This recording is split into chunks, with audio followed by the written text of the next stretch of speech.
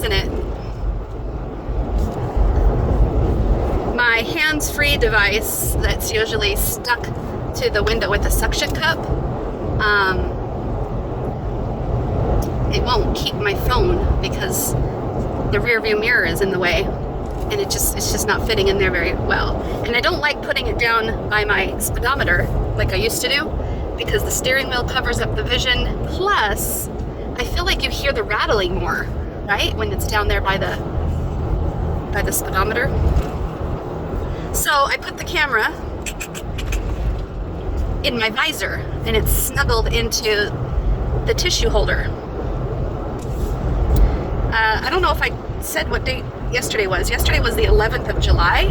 That's the one where I talked about my son and my daughter and after vacation.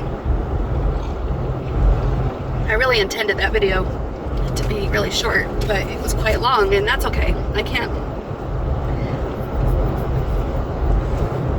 knock what works. And honestly, video journaling works quite well for me. I don't understand why it works exactly, except that I understand that I have a lot of things in my mind that I want to get out, that I want to like funnel through this voice. And when I funnel all these thoughts, all these different noodles through one voice, it really feels like we're on the same page. It really feels like we're in agreement, we're in alignment, we're communicating, you know? We're communicating to each other in a free-flowing, integrated sort of way. And maybe there is one noodle more dominant than another, and that's okay. It's just, I get really flustered sometimes when all the noodles are blended. I'm on my way to my mom's house right now. She lives in Sun City. I'm sure I've talked about that before. She's been out here for a little over a year. And when she first moved out here, I knew that one of her biggest flaws or obstacles she would need to overcome is her need for attention and socialization. And she knew it too. She knew that she was a little too needy, and she always has been, which is why she's married man to man and left, and she's had an emotional roller coaster because of her neediness. And I recognize that same neediness within myself, which is why I've sought out to change the very fundamentals of what I need versus what I'm willing to sacrifice for those needs. Everybody needs to be loved, right? I'm not saying that neediness needs to be abolished. Everyone needs to be loved. Everyone needs to feel like they're important to other people. But to what extent are you willing to get that love? Are you willing to compromise your own values, your own morals, your own goals? Are you willing to infringe on other people's boundaries and demand it of them and throw guilt trips of them and cause so much anger and guilt and heartache that you sour a relationship, burn bridges, all that stuff? To what lengths are you willing to go to get love?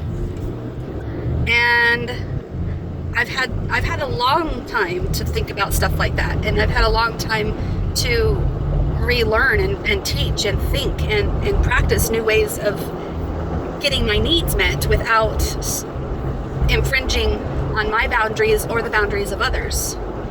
There's a happy medium. There's a happy...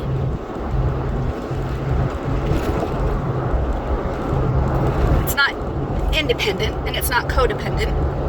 It's interdependent, right?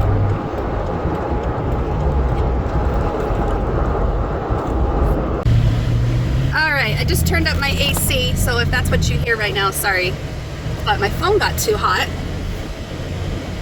and now I'm having to restart my video. So I'll change subjects real quick. I got two things I want to say before I arrive to my mom's house, and that's coming up any minute now. But I woke up this morning with this burning desire and this burning passion. It's not there right now, so we'll call that another noodle's desire. There's a noodle in there that has this strong desire to move to Hatch, Utah. You heard that right, folks. Hatch, Utah. Now, it doesn't have to be Hatch. It could be Panguage. It could be anywhere, really. I really think the strong desire, I agree with this strong desire. I understand the strong desire. Let's say that. I understand the strong desire. I'm not so sure I agree with it. But this noodle's strong desire to move to anywhere other than where we already live is so strong within her. She was willing to purchase land and property behind her husband's back, say, see ya, sayonara, and move out there, find a job where she can work online, from home, in another city like Hatch. It's just really crazy how passionate and driven and excited she was with that idea. Now, I say it in a third person because I don't feel that way right now. And because I'm exploring this new noodle theory, analogy, way of understanding my thoughts, it really is separate. It really is a separate part of who I am. And when I think about it and talk about it, I could probably get that noodle to come forth and talk about it and be very passionate about it. And maybe she will. Maybe she will come forth today or another day or whatever. That's one thing I wanted to talk about. The second thing I wanted to talk about is, if I can remember, saying I've already forgotten. Oh, I remember now. Okay, so Crystal, the body of Crystal, the city of Crystal, the town of Crystal. The Crystal is a collective system of noodles, right? And Crystal thought that she had to be the yellow noodle. Crystal thought that the only noodles in town worth talking about, worth mentioning, were the yellow happy noodles, right? But there's a town full of noodles of different colors and sizes and shapes and thoughts and feelings and all kinds of different things going on in the town of Crystal. And the town of Crystal was very prejudiced and only would listen to the yellow ones. So what did the mayor of Crystal do? Kathy retired. She recognized that she was not embracing the diversity of Crystal, and it was causing Crystal, the body, to be very depressed and to be very upset. Now, we already know that story, right? But what I was going to say is, I think the majority of the noodles want to stay married to Jim, to stay in the house with Jim, to stay in Glendale, Arizona with Jim, to stay being a mother and all that stuff. The majority of the noodles want that. And then there's a few noodles that don't. There's a few noodles that want to escape, like I was talking about Hatch. There's a few noodles that want to divorce, that want to be single, that want to date other people, that want to. Like, there's a lot of things going on here. And I was watching Multiplicity in Me, and she has one altar. She calls them altars, right? A lot of people call them altars. I call mine noodles. She has one his name's Jake, I think. And he is a Hollywood movie star. I don't know what classifies him as a Hollywood movie star if he's never been in anything, but I guess in his world he has. And he feels stuck in just his body. And he feels like he wants to go out and be an actor, and he feels like he's stifled and he can't. I'm sure that's what he feels like.